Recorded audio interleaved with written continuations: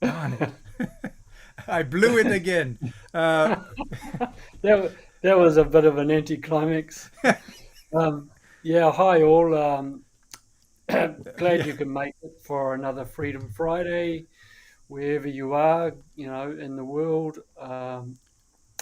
Yeah, I'm going to be delivering on history. I'm going to give people a little bit of a very, obviously there's a lot to our history, but I'm going to give a bit of an overview of how um, history has been used in a way to subvert our minds and to have us um, sort of living in a kind of a false reality, if you like, because history is extremely important to what's happening in the present.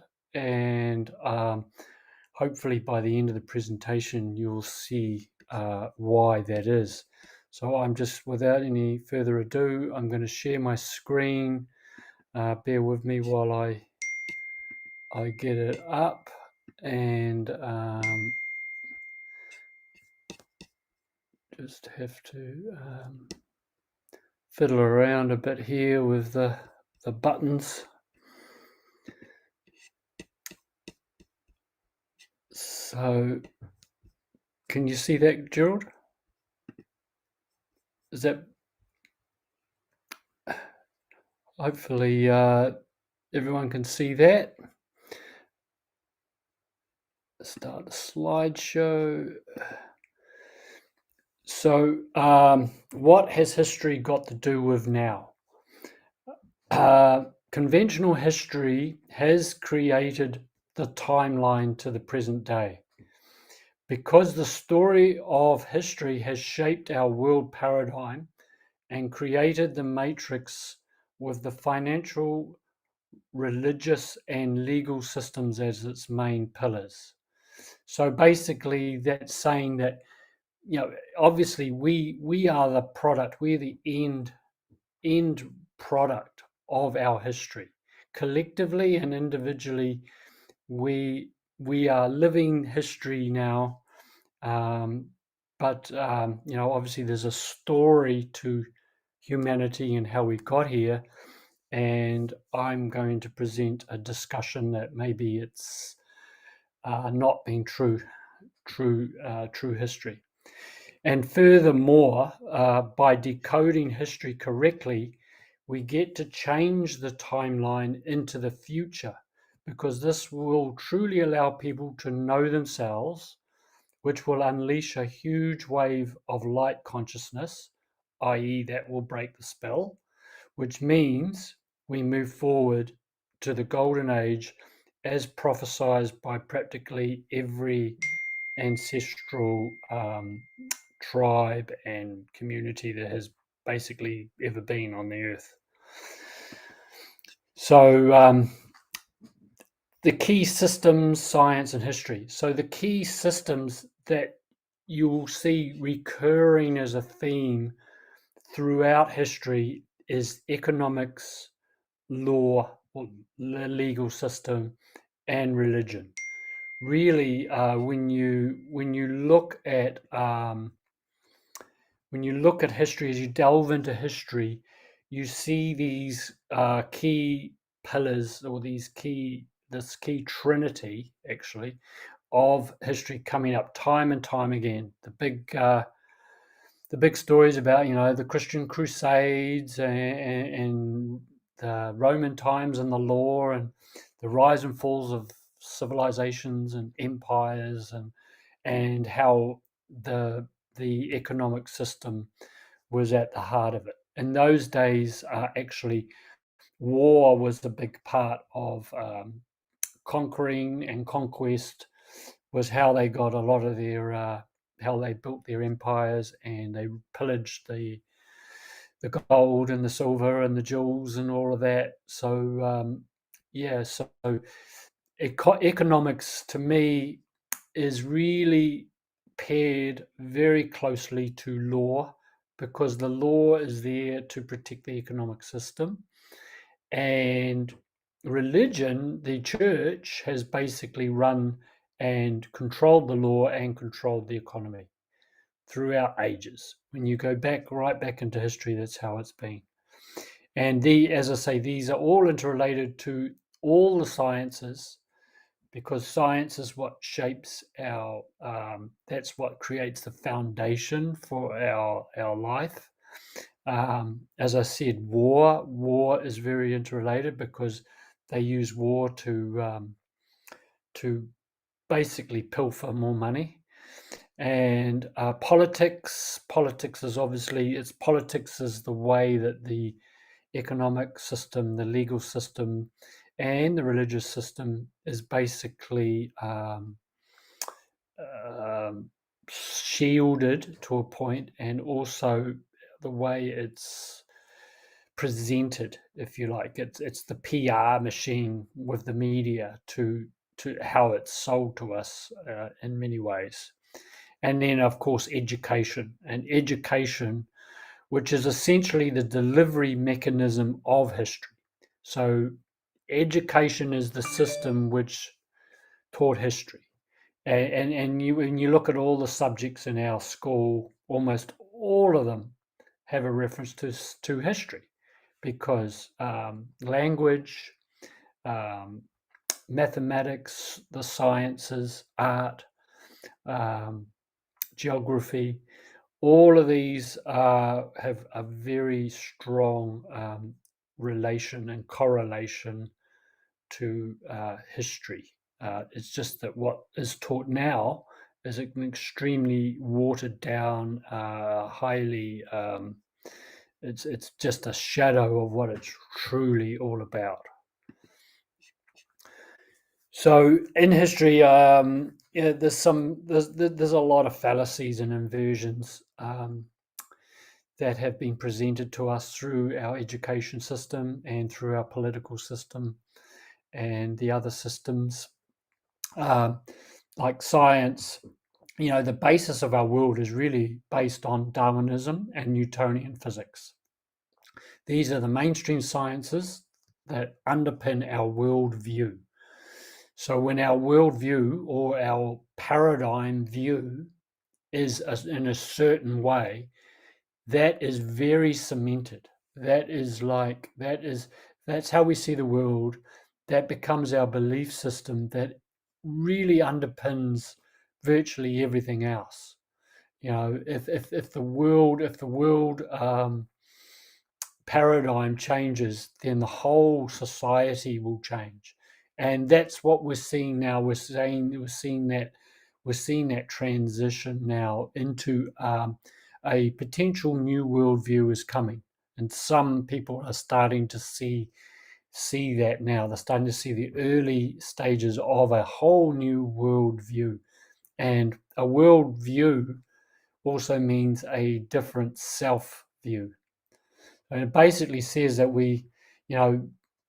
Darwinism and those conventional sciences basically says that we evolved from monkeys, and that everything is physical matter. Everything happens in a linear fashion, survival of the fittest. So with that kind of mentality, you can see how the world has totally gone down that track. It is the survival of the fittest, and really not all along not knowing that actually the whole it's basically been engineered that way.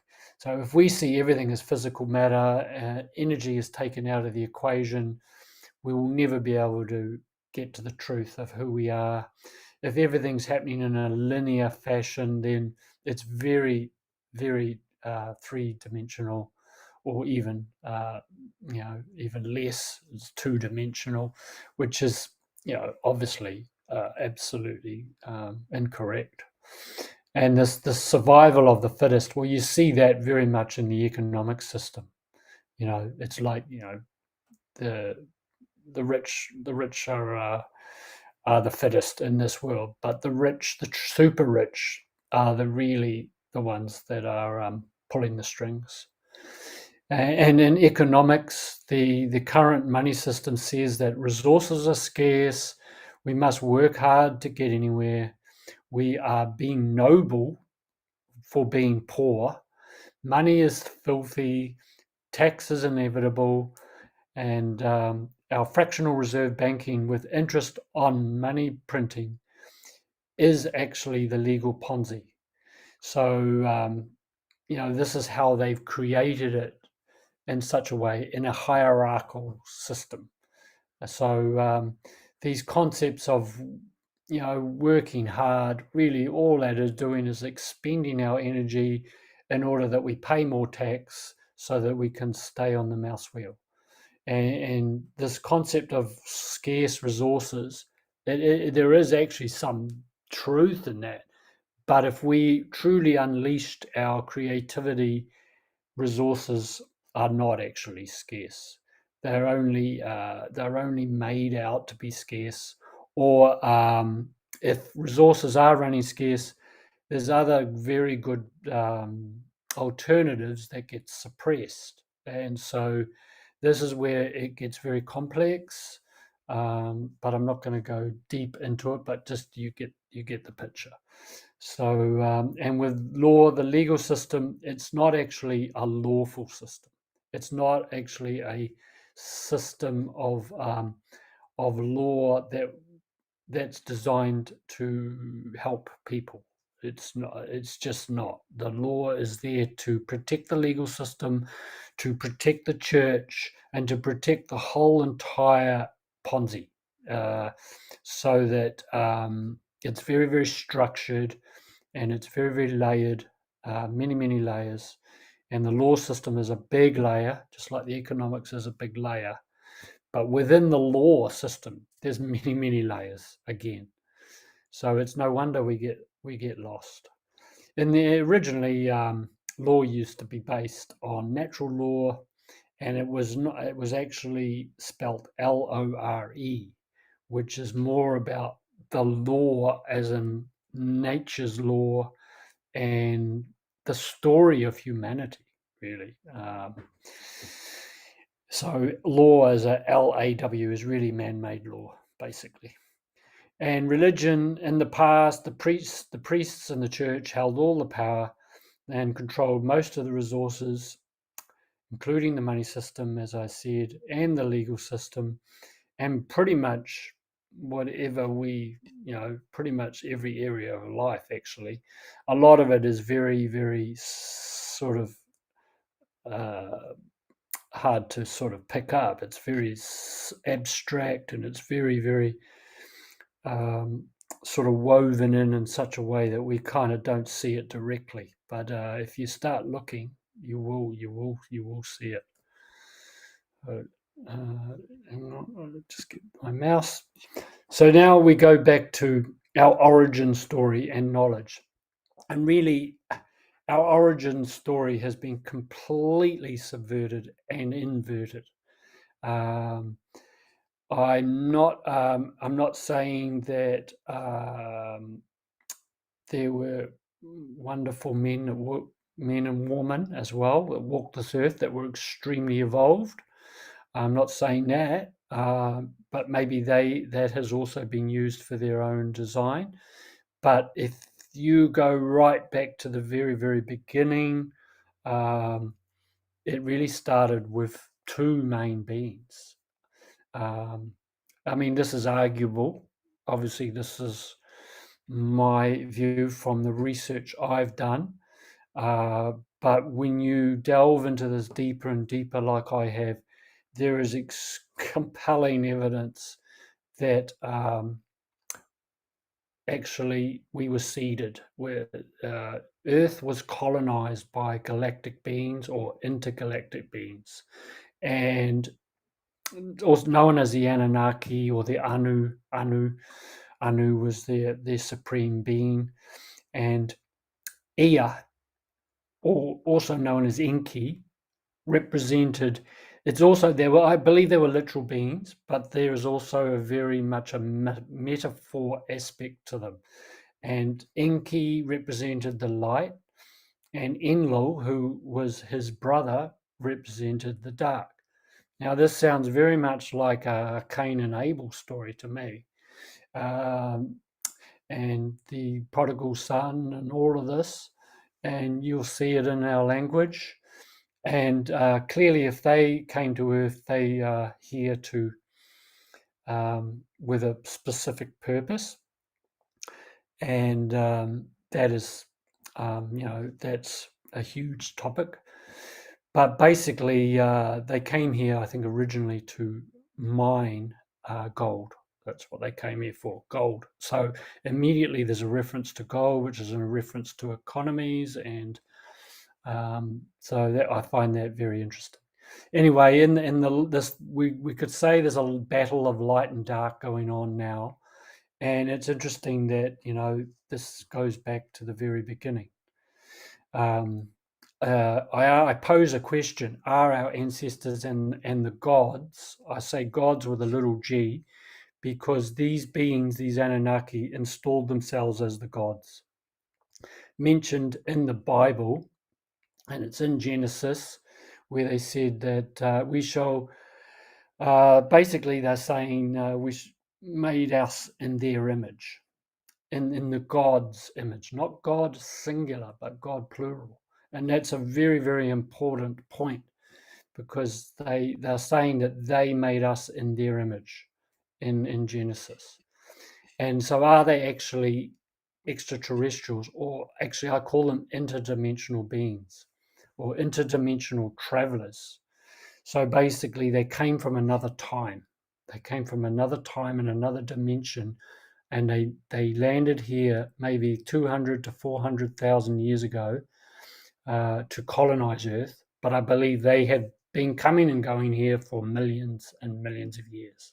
So that totally throws out the conventional history story right there. So I mean, I'm not saying this is the truth, because obviously we don't know the truth. But this, to me, is a far more compelling story than the one we were given and made to swallow. And there's a lot of evidence for this, like the Sumerian cuneiform tablets that they've unearthed, thousands of these cuneiform tablets, the Epic of Gilgamesh, the King's List, what they call the King's List, where they actually had it inscribed on these tablets. These kings were living for thousands of years, and they were reigning over Earth for thousands of years.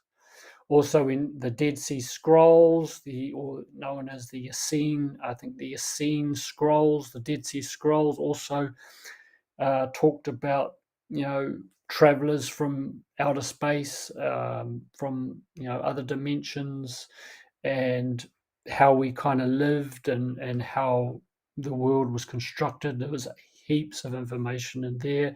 The Nagamari, and the Book of Enoch. The Book of Enoch got excluded from the Bible.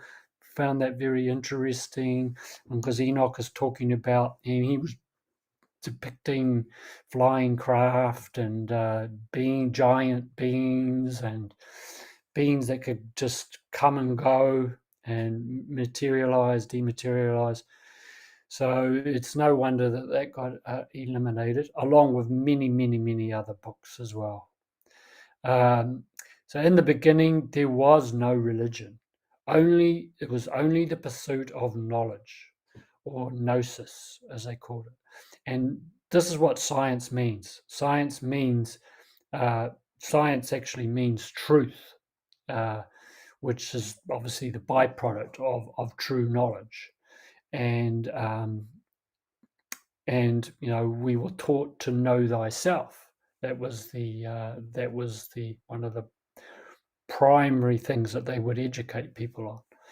And so objective truth, I mean, I think one of the reasons why we're in a mess today is because objective truth, or that's what real natural law is. That's what real science is. It is objective. In other words, they are universal laws, and that never change. That's all it really means. There are certain things that we can measure and we can know that never change. And when you have those fully understood or understood, then you can never, everything else that's built on top of it will also be in harmony and alignment with real, true, with life, basically, and the pursuit of of more life and advancing life. So the universal laws or the principles of nature, the Hermetic texts, Thoth, Noah, Zeus, Hercules, and and these so-called mythical figures, these are not just mythical figures. These are not just metaphors or analogies. There is an analogous. There is a parable in there, but I also think that this is also um, referencing real beings, but also they are referencing, like in the case of Hercules, I'm wondering whether that's actually, that could be Jupiter or Saturn. So I forget which way around. Zeus could be Jupiter, and Hercules, I think, is Saturn. So they could be references to our planets and other heavenly bodies. Thoth was Hermes in an original time. Thoth was he was an advanced being from Atlantis, and then when Atlantis was destroyed, which, by the way, in these big destructive periods on Earth, this is how I believe the historians were able to cover up our very, very early history. They could cover it up by using these floods and that come on Earth very, very conveniently to wipe people's memories and history and all that sort of stuff. It's actually Thoth is where the word thought comes from, because he was the master of true thought. And I believe that Noah is actually one of the Anunnaki hybrids. They call them the Nephilim or the Watchers. And I believe Noah was a good guy. He was like, when they interbred with humans, they created the Nephilim. That was their term for a hybrid human come Anunnaki. And so we had kind of a super intelligence, but these beings had a human empathetic aspect to them. And I think a lot of this gets lost. Noah actually warned everyone there was a flood coming. He knew that flood was either, I believe it was either created or it was just a massive exploding planet. Could have been, there's a water planet called, I forget now. It could have been a collision or it could have been this exploding planet. It was a water planet that blew up. And they say that it could be how that piece of it created Earth. It's all very fascinating. I cannot say that that's actually true or not, but it certainly makes fascinating reading, and there's a lot to it. There's a lot of evidence for it. It takes hours and hours of research to discover it all. So in the early days, like the ancient cities and temples were blueprint copies of various constellations. And this is proved by, like, the Great Pyramids of Giza is a classic example that is mirroring the Orion's belt. But they built the very earliest city is reputed to be Eridu. Eridu was at the very base of the Euphrates or the Tigris River in the Mesopotamia, as they called it then, or Iraq now. And at the top is Göbekli Tepe, which they've just uncovered now in Turkey, and it proves that our civilization goes back many, many tens of thousands of years. But I found it very interesting that this depiction looks like a snake, and the snake or the serpent has been depicted as evil, and I believe in the various early days it was not evil at all. It was actually a symbol of divine power, basically.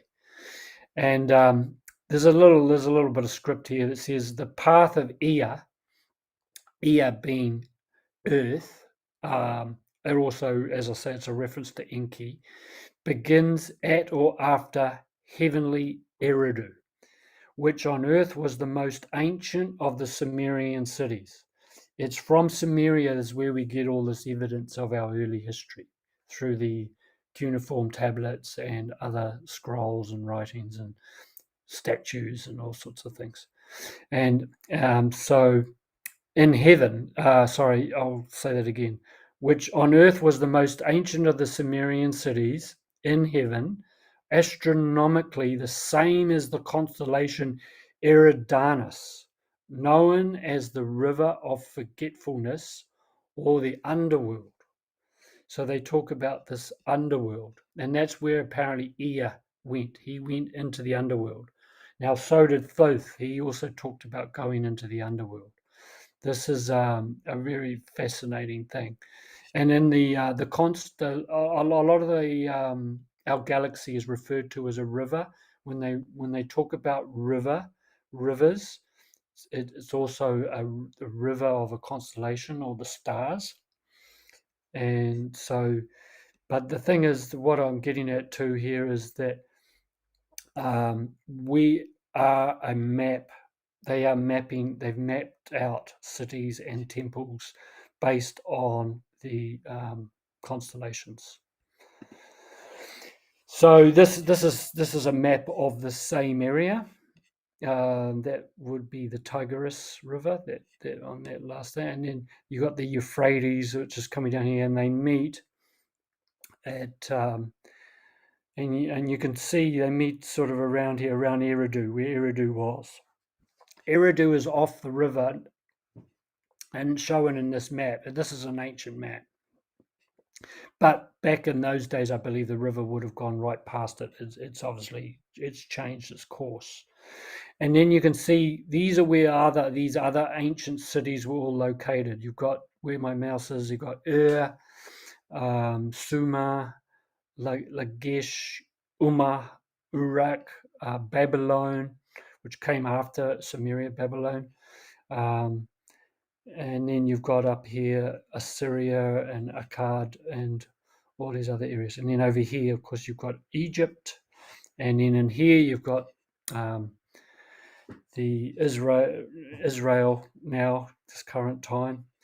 And so this is the cradle of civilization. This is where they landed. This is where the concentration of Earth was for many, many thousands of years. But this was I believe, a base, and these the Nephilim and the Watchers, they spread out around the world, and they went and colonized all different countries around the world. There's a lot of proof of this, even to New Zealand, even possibly to New Zealand. There's a lot of connections with Egypt and New Zealand and the very early ancestors in New Zealand and the Pacific Islands. Then you've got the Maya, the Celts, the Native American Indians. These were all quite evolved, very evolved civilizations. And what's really fascinating is that when you really dig into history, they seem to appear much around the same time. So that's because there was a plan to colonize the whole earth. And this area was very, very fertile. It was obviously a growing belt. They had agriculture way before we were told that, they had agriculture, and they had technology that was mind blowing as well. They had machines and they had all sorts of things. Even the Great Pyramid itself is said to be a giant power plant. And so, it's on a scale of mind-blowing scale. And this is where they landed their ships. And this is where, legendary figures like Enoch and Noah and all that sort of roamed. So then, looking at the Bible and the Bible's part in this, I pose a question here. Could the Bible be a rewrite of the ancient Sumerian texts put into code so that it loses its true meaning, or so that people really have to dig to find what it means. And I believe that the Bible is definitely a code, and it wasn't written around 2,000 years ago. It's a collection of writings going back to right to the very beginning. But it could not be put out in plain sight, so it had to be coded.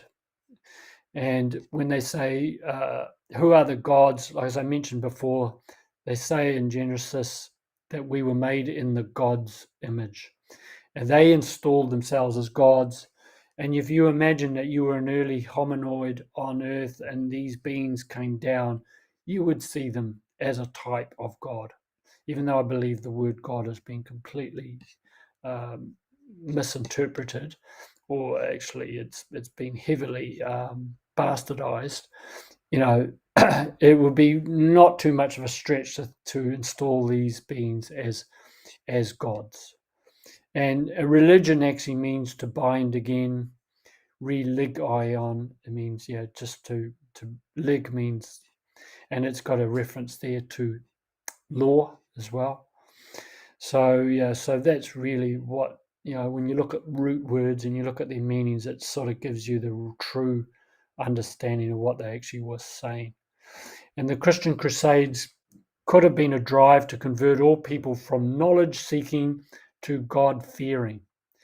Witches were the healers. And so, there's all of this stuff that came out. They didn't want people to find the knowledge, because they knew if they discovered who they truly were and how the universe was constructed, then they wouldn't have any control. People would be able to just, be able to be self-governing and self-ruling. And that wasn't in the design. And I say God fearing, not God fearing, because it was about also fearing God as well as loving God. So that was immediately creating the division, was immediately creating the polarization. And this is one of the key ones, right, going back to the very basis of our society. So the Catholic Church rose to power. Eventually, they rose to great power, and they are the Trinity. They governed They ended up governing the law, and the city of London covered the world's finances, and Washington D.C. was the military headquarters. That this is in more later times, but that is breaking down now. That is so breaking down. But this is how they have evolved over time. So science. I say science has been divided from faith, when really to me they're two sides of the same coin. So in the earliest days, science was the pursuit of truth and knowing through knowledge. And when we look at language, numbers, geometry, biology, music, astrology, and many more, these were the sciences that were taught in the mystery schools. Plato, Archimedes, Aristotle, this is what they taught. And this is all, when you're uncovering history, you're going to come across the ancient languages and the texts, and you're going to understand mathematics, which I believe these beings brought with them. They understood mathematics, they understood geometry, and they taught the humans of the day this sort of stuff. And our biology, music, which is really the study of vibration and frequency, and astrology. Astrology is actually the key science, believe it or not, because it is the biggest macro. It's the macro science. It's really the study of the whole universe. And a true scientist became an alchemist, which is essentially a mystic with knowledge. So it was a combination of the two. And the alchemists were very revered, because they could, they could turn lead into gold and that sort of thing.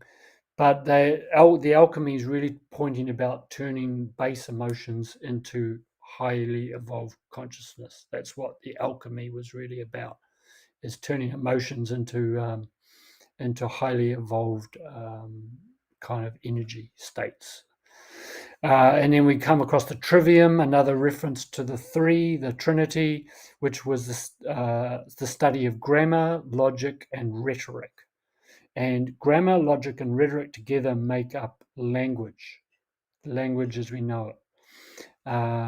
So this is all about the delivery. This is all about the actual inflection, sound, accent, logic, which is all about critical thinking, and it's all related to writing, speaking, everything. Our contractual law comes from language ultimately. And the quadrivium, which was quad meaning four, this is this quadrivium and trivium together is what makes up the seven liberal arts, which was the basis of what schools were about. And they taught in order numbers or mathematics, geometry. Numbers is basically just the numerical representations of our grammar, of our words and letters, but it's also numerical representations of creation itself, energy, and all of that. And then you have geometry, which is actually a study of numbers in space. So by using numbers in space, we get geometrical shapes and angles. So you've got the angles, you've got the 30 degrees and the 45 degrees, the 90 degrees. The key angles are all references to, obviously, numbers. And these are also references to music, because octaves and different musical notes and octaves and all the other things in music have a numerical representation. So they call that the study of numbers in time, because obviously the music is happening in a time frame. And then the ultimate in the quadrivium sciences was astrology. The study of the constellations, the zodiac, precession of the equinoxes. I'm going to go into that a little bit more later. And so in these days, the wealthiest were actually the most knowledgeable. The ultimate science is a study in terms of energy, causes, not effects. When you're studying physical matter, you're studying the effect of something. You're looking at the end product. It's like looking at the wrong end of the stick. You've got to look at the cause to understand the effect. And it's also the study of vibrational frequency, harmonics, and quantum fields. Also other things like the torus energy, sound waves, which is really harmonics. And but it's all coming back to energy. The earliest colonizers of Earth brought mathematics, geometry, art, building knowledge, astrological knowledge, and much, much more with them. So it also so this is how when we're told we just come from monkeys and all that, if we actually knew this was our history, we're obviously going to have a completely different view of our world and ourselves. So the zodiac is actually like a heavenly clock. It is actually measuring time, but it's measuring large precessions of time, and particularly the precession of the equinoxes measures the galactic ages of the Earth. So the precession of the equinoxes is the position of Earth and our Sun in relation to the zodiac, and where it appears that we are moving backwards. We move backwards through the zodiac instead of from Aries to Taurus to, what's the next one? Whatever it is, I forget now. We're actually appearing to be moving backwards in relation to the zodiac because of the Earth's tilt and its wobble. So it's a bit of an illusion, but this is how they really measured where we are in time, in the age of time. So, like, each constellation has a certain consciousness which mirrors each of the 12 key areas of life. Hence, astrology is the study of human evolution through time and space. Each age is 12 times 2,100 years, which equals 24,000 years. So basically, each constellation represents, like I say, it's like these constellations are actually, they have a consciousness. They have a certain energy consciousness particular to that, particular to that set of stars. And so when the Earth is facing that way, when we're in that constellation, that's going to be the predominant theme that is being projected to Earth. So I know this is a very difficult thing to try and portray, but it is. And if you looked at life through the star signs, like Aries, they call it, Aries is the god of war, and it's but he's the initiator, and he's the creator, and he's the one who goes forth and conquers, but he's also a lover of knowledge, and a seeker of wisdom and all of this. And then Taurus, which is more physical based, the lover of fine things, it's the lover of comfort and all of that sort of stuff. Gemini, I don't need to go through all these because I haven't got time, but if you go through them and you study them, they're all looking at different aspects of life and states of being, and things, everything from war down to love and humanity, communication, everything that you can actually think of, including all the physical material comforts as well. I mean, they're not, there's a place for that as well. And I find this very interesting that 24,000 years, and it is believed the Anunnaki, they also brought our clock time. Now, I know our clock time is not true time, but it is a very amazing system because, see, it's designed on this. That's why we have 24 hours in a day. It's not an accident. And we have 12 hours of day and 12 hours of night in equal when we're at the equinox. So I find that very interesting. And then they use the 60 seconds to a minute. And then 60 is a fractal of 360, which is the circumference of a circle, the degrees of a circle. So when you start, this is then where the mathematics, and it's like putting a puzzle together. And as you go into it more and more, and you look at the study of numbers and how a lot of things come back to 9, 6, and 3. It's 3, 6, and 9. That's what Tesla said. Study 3, 6, and 9, and you will understand energy, and you'll understand who you are and what energy is all about. So then we come to the economics and money. So the earliest form of true money was gold. It was always gold. Gold was used alchemically. It was used for health. They would pour their water over gold. They would put gold in the water, and we were also enslaved by certain Anunnaki in order to mine it for them, because they needed it as well, and they took it off planet. That is how the story goes. Paper money was originally bad English there. Paper money was originally gold certificates for gold held. So they didn't want to carry the gold around, so they issued certificates.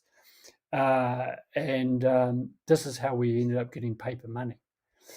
100% silver was used to make up the coins. You certainly don't see that anymore. Banks were born out of the need for storage of the gold and silver. The landholders were often the richest people, and this is where the royals came in. So the royals, they created their own inversion of royalty.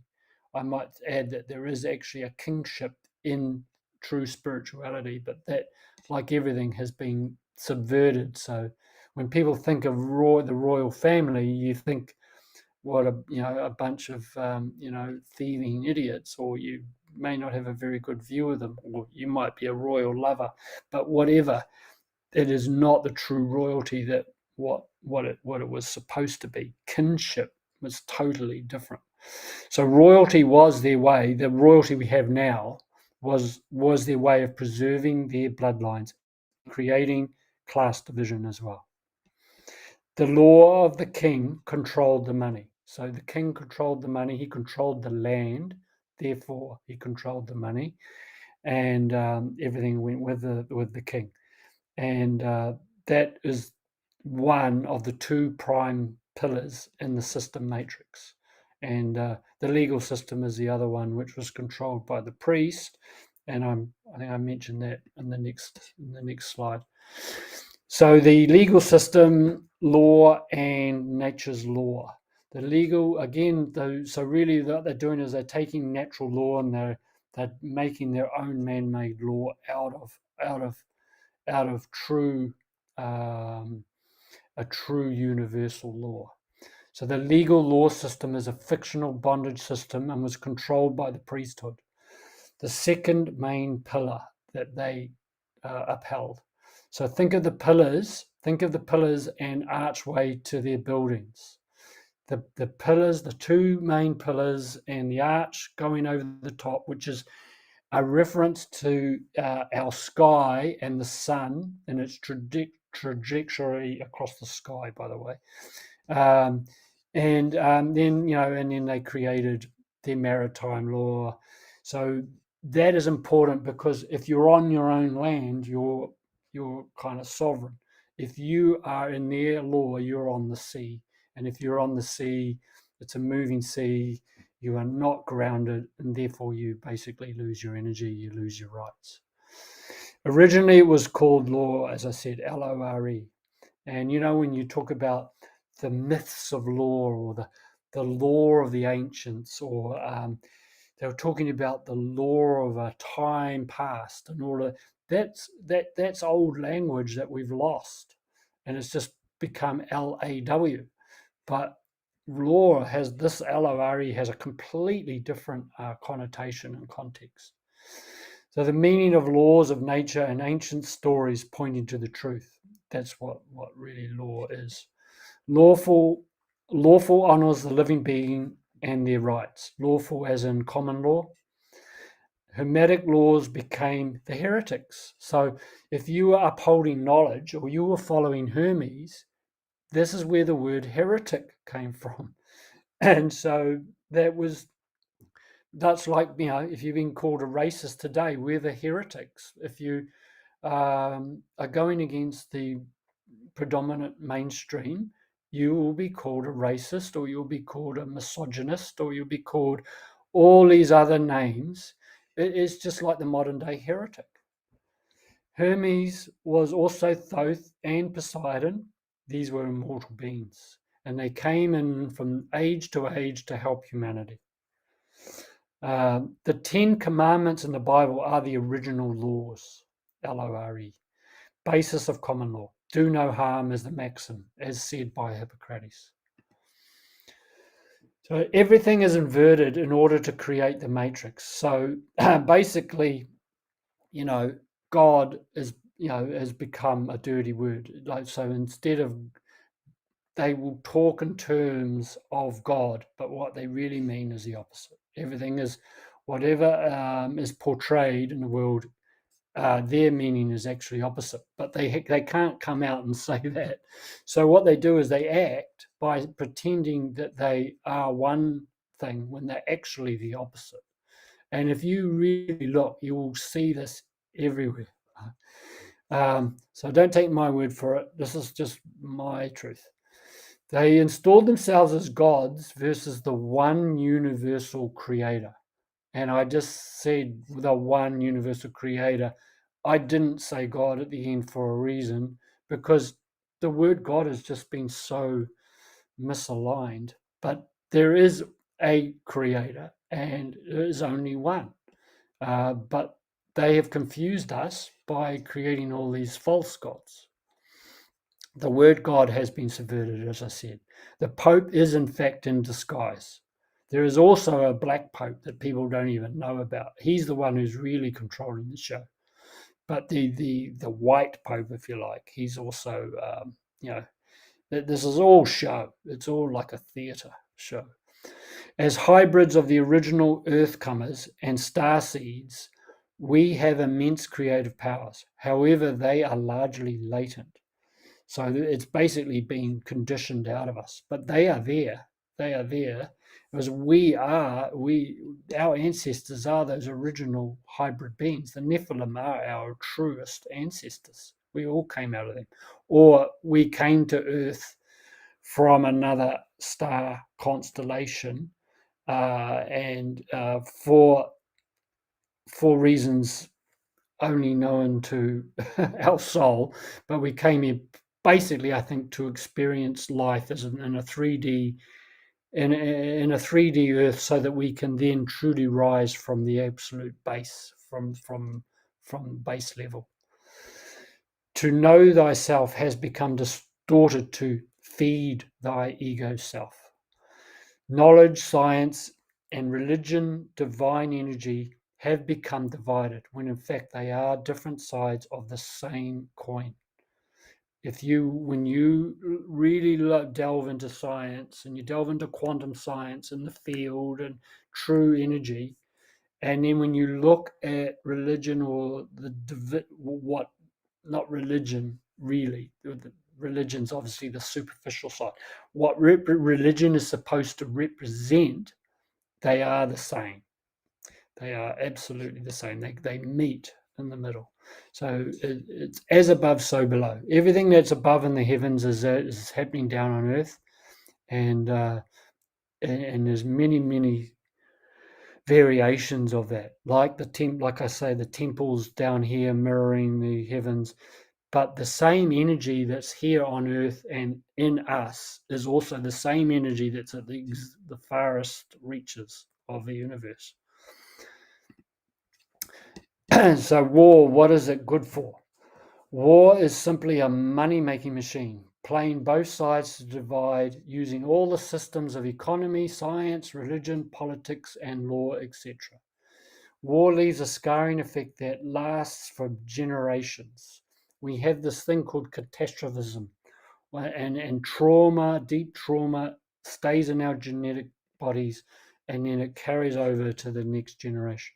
This is why we have to heal ourselves completely at a genetic level. And another reason why certain things are happening on the earth now to prevent us from actually doing that. Silent wars are now favored over hot wars. So they're kind of ditching their bombs and planes and tanks, and now it's become a silent war. War shields the powers that be, and it ensures they claim most of the money and the world's resources. So whenever there's been a war, they basically then just steal everything, and they start again and build another empire. Operation Paperclip is now playing out today as technology developed since World War II, and I'd say before World War II, is staggering in its advancement, and it is ready to be unleashed, or it's ready to be unveiled as well. Our history is a timeline that's about to split in two. I'm just going to stop and see how I'm doing for time. Okay, good. 5. It is said, if we know where we have been, we can know where we're going. And history always repeats. Or sometimes we hear the saying, history doesn't always repeat, but it does rhyme. That means what the saying is, it does actually repeat, but with slight variations from age to age.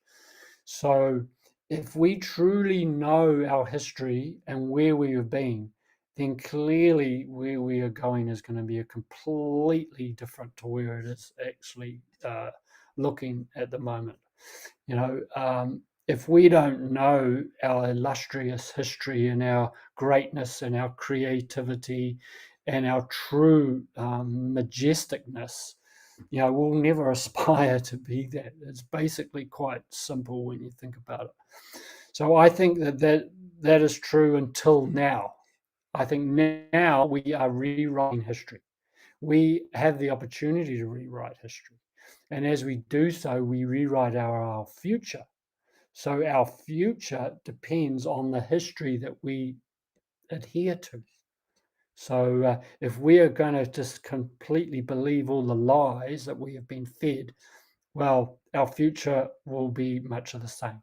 But if we start to wake up and realize our history is something completely different, then we are going into a completely different future. And I believe that is what's creating the split in realities. Our false history was not just created to deceive in the present. It was created to keep history and therefore keep people controlled into the future. All language, history, science, etc., is predictive programming. Basically, that's what it is. However, timelines are now splitting into two, and we have a choice now to decide which future we would like based upon our consciousness, truth, frequency, energy, and understanding who we are. Oops, went a bit too far. So now creating the new earth, entering a new age of enlightenment.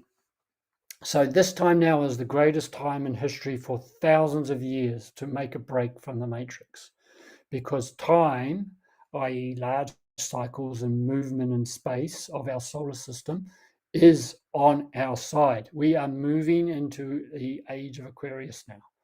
And that represents a completely different kind of energy that's based on humanity and inventions that assist humanity and getting thinking back into proper creative thought. Time is not linear, based on the clock, although the clock is simply a measurement for convenience. That's all it really is. Ultimately, it does not exist. However, we need the measurement of these cycles, 60 seconds, 12, 24 hours, as I've sort of alluded to before. And then we've got minutes, days, years, and ages, and the precession of the equinoxes in order to know where we are in our solar and galactic cycles. So if we follow the sun and its rise and fall, if we honor the equinoxes and the solstices, then we will come into natural time. There is a natural timing to everything. And if we align ourselves with that kind of time, then we'll always know where we are and we'll know who we are as well. And by the way, time is also space. As we are moving through space, we are also moving through time. They're one and the same coin as well. Another sort of duality that's actually a singularity once you understand both sides. We are at the end of a large cycle now and entering into the Age of Aquarius, as I mentioned. The Last Supper is a parable about the zodiac. I mean, that to me is pretty obvious. When you decode it, there's Jesus and then there's 12 disciples.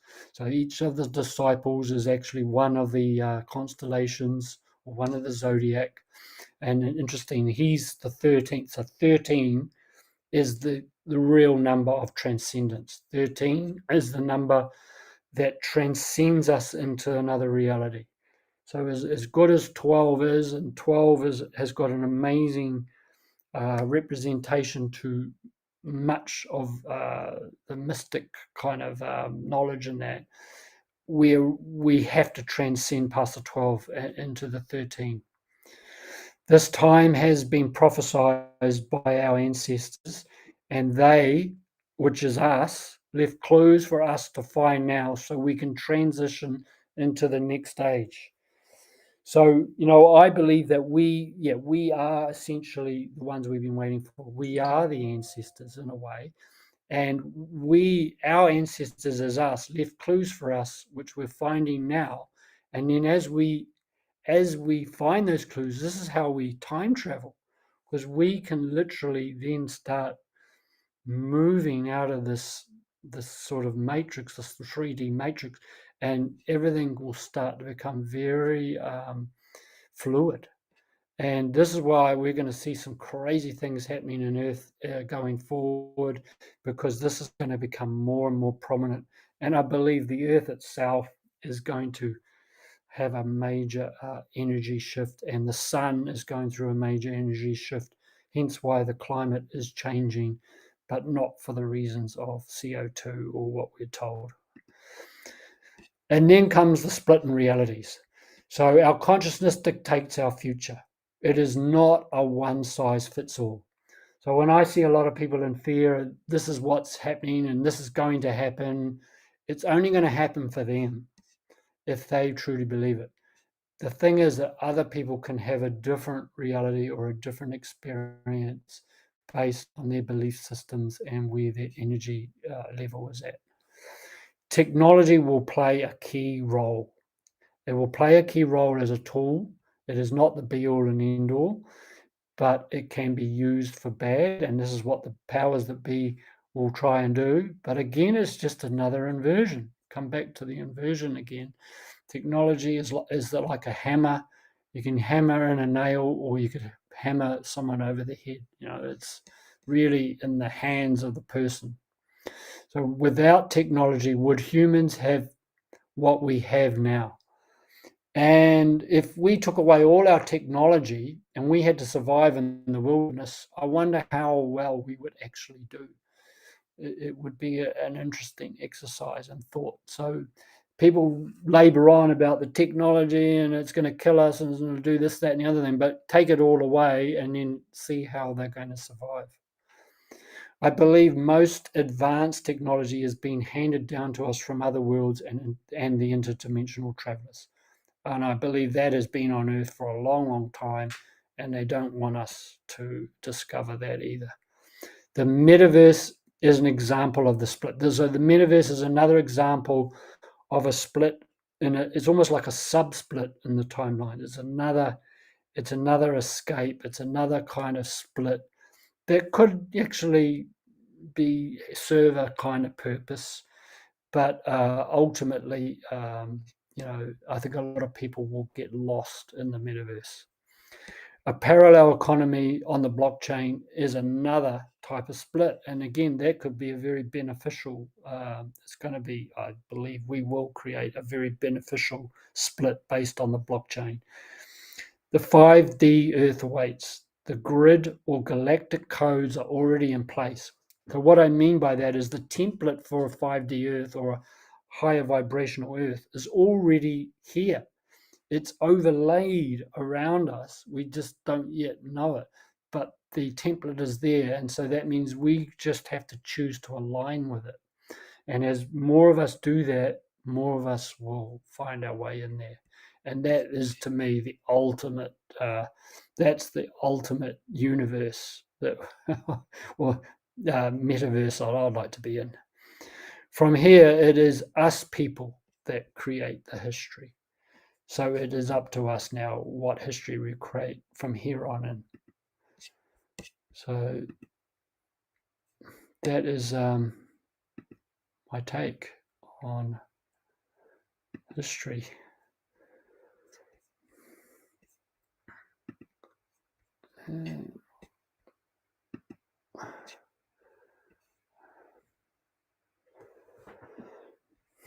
I hope I see, because I can't see the comments because I'm sharing, but I can see there's been a few comments here, and it looks good. So thank you for that. I can see some people are receptive to what I'm saying. That's good. I'd love to have any more engagement. We've only got about another 10 minutes because Gerald needs to go a little bit early today. If anyone wants to put any other questions in the chat, or it's like trying to span history. It's quite a there's massive amount of complexity and twists and turns in that. But I, I think that this is something that needs to be brought to the table. We need to start discussing what our true history is now, particularly at this time as we're on the cusp of a whole new reset and change in reality. Thank you, Joe. I actually really enjoy delivering that because I've been studying history quite in depth for many, many years. For about the last 20 years, I've been delving down, exploring, reading a lot, and what I've noticed is that when you start to look at all these seemingly separate areas of life, the more you go into history, the more that helped me to join those dots and of the current day. When you look at the economic system, the legal system, for example, religion, I see now how, through delving into history, how it's been sort of compartmentalized. And so we tend to get lost in one area or another. But because we don't have that bird's eye view, we don't have the big picture and the big timeline that we've come on, because we are on this timeline, we're all on this historical timeline. We lose that. We lose the thread of the timeline. And I'm sort of here wanting to bring that back into our forefront of our consciousness. And then this is where we can make sense of our economic system as well. To this whole concept of all these beliefs around money are just so out of kilter with really what a true sovereign being is supposed to be about. But that inversion has been very pervasive and very very enslaving, actually. So, people can talk about conspiracy theories. Well, I believe if we really unearthed real history, those those people calling us conspiracy theorists wouldn't have a leg to stand on. They would just see it for what it is. So, yeah. Do you want to say anything, Gerald?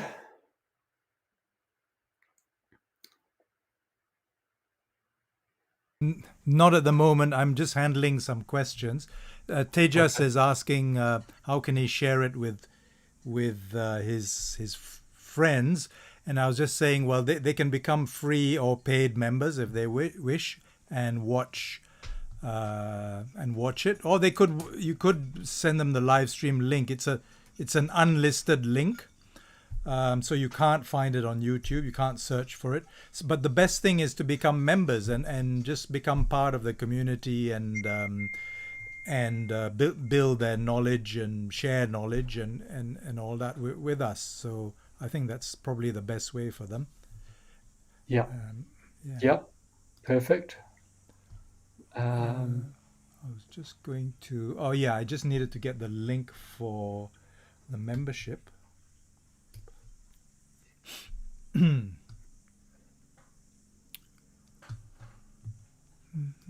Yeah, just go ahead, Tony. So Yeah. So, just looking back through some of the comments, like Kim talked about the root races and the different root, the Atlanteans and the Lemurians. Lemuria actually is a fascinating subject in itself. See, Lemuria and Atlantis was created by those original interdimensionals, and they had a pact, and they would go to the four corners of the earth, and they would seed the knowledge. And it wasn't as dark and dreary as what a lot is made out. It wasn't all just war and conquest. They didn't all come here to enslave us and to turn us into mining slaves. They like I said, Enki, they just came here as they had to follow universal law as well. So that's why Enki was here, is to hold the light. Yes, he was a geneticist, but I believe he was genetically modifying us to make us better in many ways. But obviously there were other beings that had a different view, and maybe they had some experiments that maybe didn't go right. But Enlil, we have to have the dark. I mean, we wouldn't exist. We wouldn't have a world, and we wouldn't have anything. So Enlil had to exist. So this is the great play. This is the great theatre playing out of how to meld light and dark, how to integrate light and dark, and to understand why war and destructive things happen on the earth. They don't just happen because, it's not just the Rothschilds and the Rockefeller, although, yeah, we need to take these guys out. I think, they need to be dealt to, but they've got karma coming. But they're not the ones who are controlling this. Ultimately, they are being controlled themselves, and then there's beings that are controlling them that are controlled. It goes right up to, other nefarious interdimensionals that are interfering, I believe, with our Earth now. I believe there are many, many benign and beautiful intergalactic races, but there are also dark ones. And this, as above, so below. There's a war happening here. There's a war happening in the universe right now as well. Probably many wars. So we have to sort of get out of this victimhood, and this is what another thing I found with history. It helped me by seeing the big picture. It started to take away all that, well, us and them, and look what they're doing to us, and I'm a victim and all of that, which, I went through all of that. And then I realized, no, that we chose to be here, and this is the greatest place to be in the universe. This is the greatest show on earth. So, I just think that we have to elevate our thinking up into this level, and then we can get on with the business of what we're doing here, and why we're here and stuff like that. And then we've got space in our minds, we've got energy to be able to think straight instead of going around in circles, worried about the next bogeyman, even though there's some horrendous things happening on Earth, and there's going to be a lot of human anguish and pain. And I don't condone, I'm not here to condone that, I'm not spiritual bypassing in this. I totally acknowledge that. And we need to act as humans in the right manner, and we have to do things to put a stop to this madness.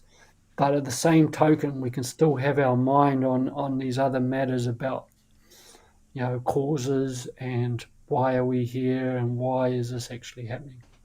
So it's about asking questions. To me, it's just about having good questions. Eventually, you'll get the good answers, because our soul and spirit has to answer a sincerely asked question. Anyways, that's probably pretty much about it for today. So thank you for coming and listening. I appreciate it greatly, as always. Yeah, that was a great presentation, Tony. I think Thank people you. loved it there. I loved it. Yeah. Oh, good. Great. Yeah, excellent. Well, it makes something a bit different, I guess. A little bit different from our usual stuff we see on the mainstream. Yeah, true. Anyway, I suppose that's good. It needs to be. Sometimes we need to present these things so that it makes people think. And it makes me think too, because when I'm doing the research, I learn so much more Sure. Yeah. about, oh, wow, I didn't see that before. Anyways, thanks for coming. I'll let you get on with your event, Gerald, and I will get on with my other jobs. Thanks a lot, people. And we've got a great session on Monday. Please try to make it on Monday. Last Wednesday we didn't have so many people, and we had a guest speaker, and some of us were a little bit disappointed at the turnout.